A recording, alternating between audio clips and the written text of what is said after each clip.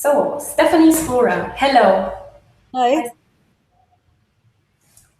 Hi, Oh, I Stephanie. came here. Ah, there you are. Stephanie, Okay. where are you right now? I'm at home where I live, which is 25 miles south of Seattle in the Pacific Northwest of the United States. Okay, and what time is it right now? Here it's in the evening. It's 8 o'clock in Berlin. Yeah, it's almost 11:30 in the morning, late morning, sunny day, springtime. Okay. Stephanie, a couple of really quick questions to you. You are coming to Tanzfabrik in July, and you're going to be teaching a 4-day intensive at Tanzfabrik Berlin and Uferstudios, and you're also going to be teaching a whole week of intensive at Ponderosa, straight after. Yes. Yes, great. Can you tell me just a little bit about what your plans are for those 2 weeks and how these two intensives, these two workshops are connected for you? Yeah.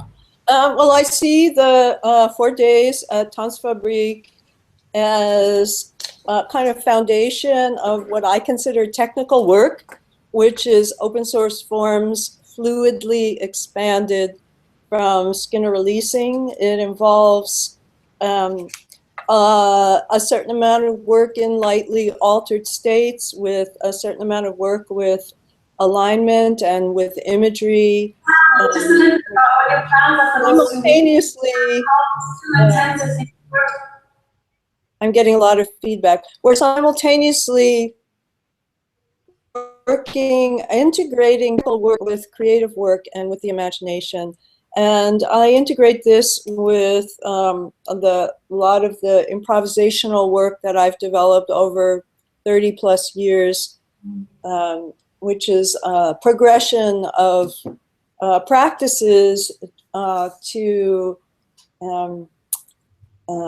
allow us to work with courage and without inhibition and with specificity and with wildness and to express our consciousness with movement. And there are many different methods that I've continued to evolve, so we'll do some of that. And then I see it as progression for people who do both weeks, but also taking each week separately will also work.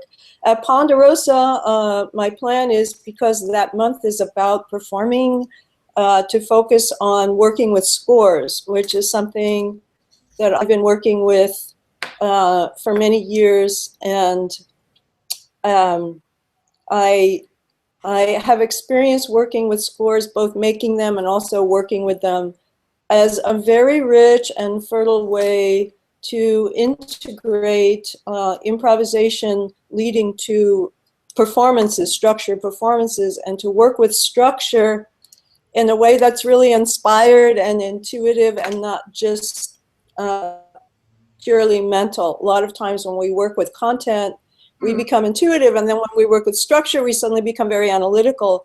And so I see this as a way of integrating the intuitive and the analytical and finding structures that really come organically from our content, and not only structures, but even ways of working, methods to work that are really integral and unique to each project.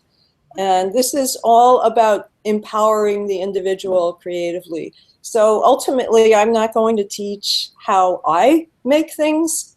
This is very challenging, but to catalyze each individual person's creative process. And I do believe that all humans are creative. It's our birthright. There's not just like certain people are creative and other people aren't. That we're all creative. It's part of our humanity, and that sometimes we forget this. Yeah, of course. So and there are many ourselves to getting back in touch with this. So it's possible for people from different backgrounds, from different artistic backgrounds, also to engage with the work. That's what it sounds like. It's really an open forum. Yes, I love it when people come from different backgrounds, people who are involved in visual art, in vocal work, in writing, and all different kinds of experiences. We will do a certain amount of definitely opening the voice, which I also consider an integral aspect of our humanity. Drawing is also an integral, very primal aspect of our humanity. And there are ways of getting at the richness of our own subconscious. And so the writing, the drawing, the vocal work, people come with a lot of different experiences. And I do find that it's really nice when we're doing something that we've never done before, and then other times we're doing something that we're more comfortable with, and different people are more comfortable with different aspects. And so we can create an environment where everyone can be very courageous and psychically courageous in terms of going into new territory and really integrating ourselves, not just doing what we're good at already, but working with some of those so-called muscles that we don't always use. Okay, this sounds really exciting, and I'm so sorry I have to already conclude the interview because we only have these really short, this short window to just learn something about you. But what we spoke about before is that you have a lot of information. There's a whole body of work written, available online to read up on your teaching, to read up on your biography, which we haven't spoken about at all about. So just to encourage people to read up on it, there's going to be a link in the interview. How to read up on your website, and I think we would both encourage people to just on the idea of your work. Yeah, I have my own website, stephanieskura.com, which has a lot of information about my teaching, but also about my choreography. It's an archive that I'm continuing to update that has a lot of past and current work and information about what I do. And then Open Source Forums is also a website. So there's 2 different websites, and we'll give you both links. There's a lot of comments by students and colleagues and just information to delve into if people want to. We'll make sure to link that up. And just my final question, Stephanie, what are you going to do after this interview today? What's your plans for the day? That's an interesting question. I'm not sure. I have a long list of things. But the thing that I will probably do is I'll go to the local farm supply store and buy sawdust for my compost toilet. Wow, that sounds like quite an exciting thing to do on your list. What's best for that plan?